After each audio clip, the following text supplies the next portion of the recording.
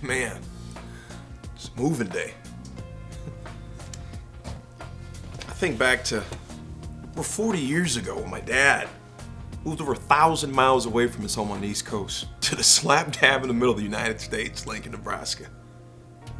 Didn't know anybody, but he wanted a different game plan for his life.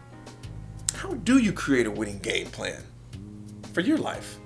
Well, the first part of creating a winning game plan is to know what that why is. That's number one. You have to know why you do what you do. It never ceases to amaze me how so many people just kind of go through life and really not even knowing why they do what they do. They keep the same job. They hate it, but they keep doing it.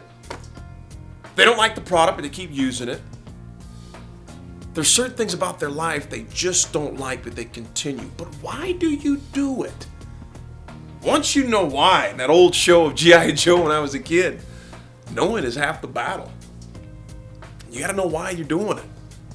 You know, the second thing to think about as you create a winning game plan, you have to be willing to take 100% responsibility for where you are right now, for where your life is right now, where your career is right now. See, to create a winning game plan for your life, you can never point the finger at someone else and expect to get different results. You have to change first before anything else in your life will change. You have to be the change. It's kind of like the old amazing quote by Gandhi. Be the change you seek to see in the world. You have to be the epitome of the change you want. You know, another thing I want you to think about and how you create a winning game plan for life is you gotta have a I don't care attitude. Now, I'm not saying you tell people, say, hey, I don't care about you. I'm not saying that at all. Sometimes you do feel like saying that. But you gotta have to the point to where you say, you know what? I don't care what happens. I don't care what it takes. I'm gonna make this thing happen. What is that thing that you wanna make happen? I remember traveling this state miles and miles, hours and hours away for little or nothing. The majority of the time it was for nothing, very little, just enough to carry my gas and my expenses.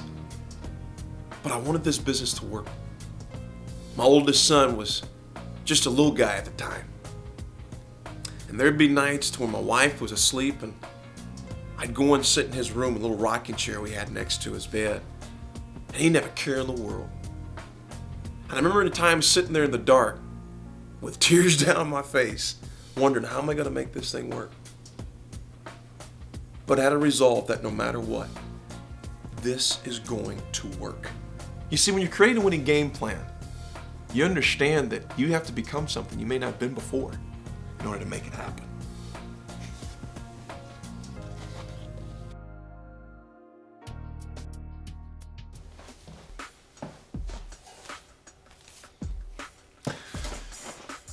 Yoda in Star Wars, one of my favorite characters in all the movies.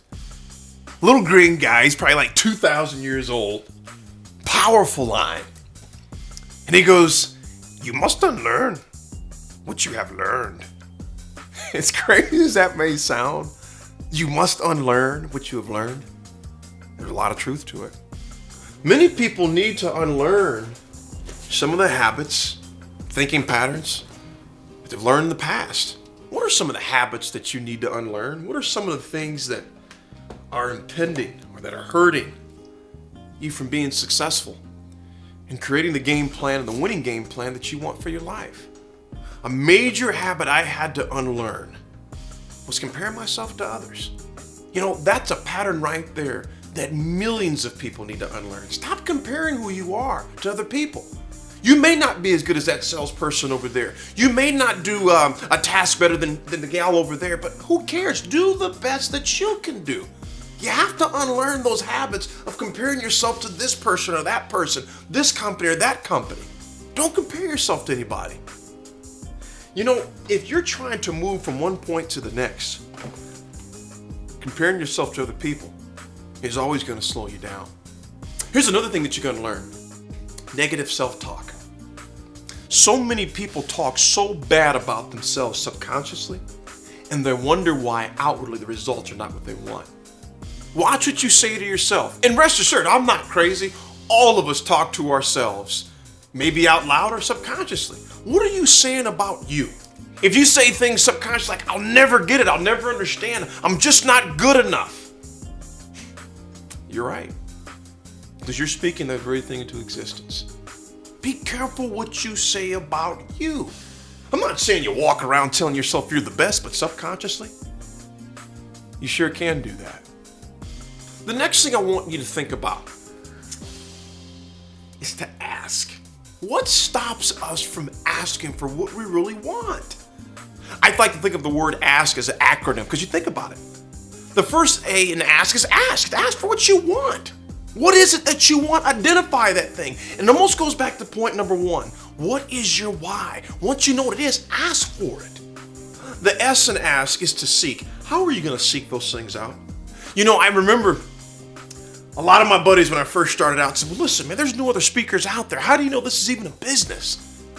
I didn't know until I sought out advice from other people who knew more than what I did. The K in ask is to knock. How many doors are you willing to knock on? How many people are you willing to ask?